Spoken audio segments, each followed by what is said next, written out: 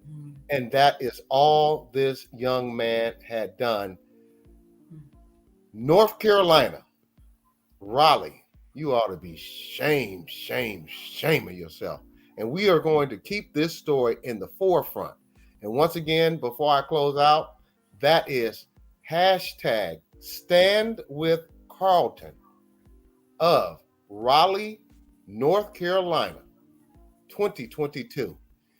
We are tired of you locking up our people for doing the same thing that white people do all the time: protect themselves, protect their business, and protect their employees.